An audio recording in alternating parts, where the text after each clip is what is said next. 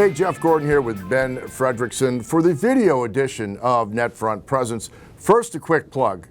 Ben, Fred, myself, Jim Thomas, Tom Timmerman, Benjamin Hockman, the boss, Roger Hensley. We're going to be at STL Sports on Tap at Ballpark Village, June 27th, 5:30. We're going to talk some pucks.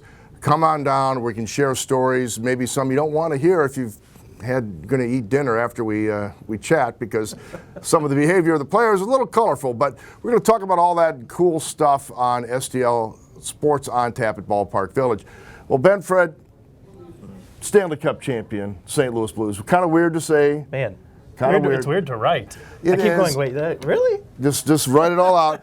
But two things you have to win a championship. First thing, you have to have either a great goaltender or a really hot goaltender. I'm not sure which one Jordan Binnington is, but boy, what a performance, and his ability to reset time after time, amazing.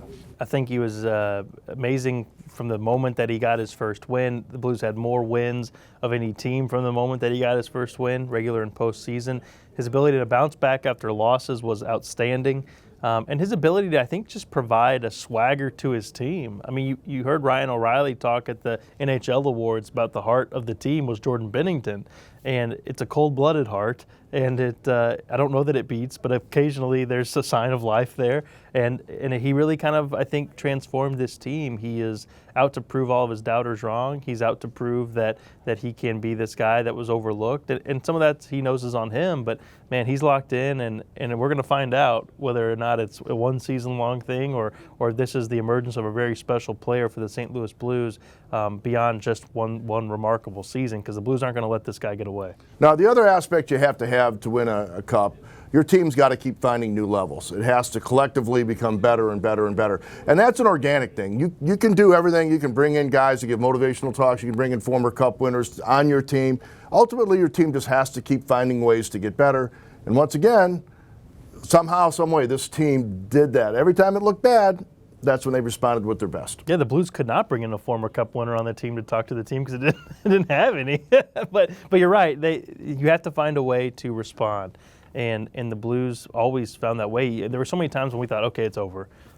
This is it. It's done. And they always had an answer.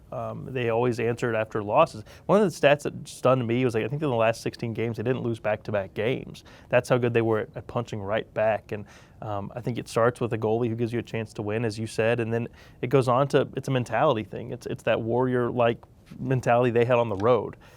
It's Craig Berube being able to shrug off a bad loss and flip the page. They had everything from the play to the mental side of it, and man, it showed in that series against Boston. And the best of all for the Blues fans, well, you have the cup in hand, and your team's not going to be terrible next year. You're going to have a contender. Who knows if they ever win again, but most of these guys are back. So the Cubs, we gave them a hard time for talking about the World Series hangover. I think I can understand a Stanley Cup hangover, because by the time you come out of your hangover, like the preseason games are like halfway over. Yeah. But you're right, the Blues have the bulk of the band back together. They're not going to let Jordan Binnington go. I think they're going to. I would try to bring back Pat Maroon if it's reasonable. If he wants big money, okay, maybe not. And I think you got to get Oscar Sundqvist back.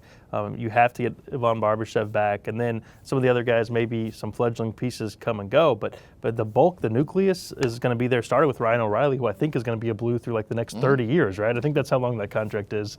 It's remarkably long, and now it looks great. Absolutely. Well, that's Ben Frederickson. I'm Jeff Gordon. This has been the video edition of NetFront Presence. For more hockey coverage and the podcast version of NetFront Presence, check out stltoday.com.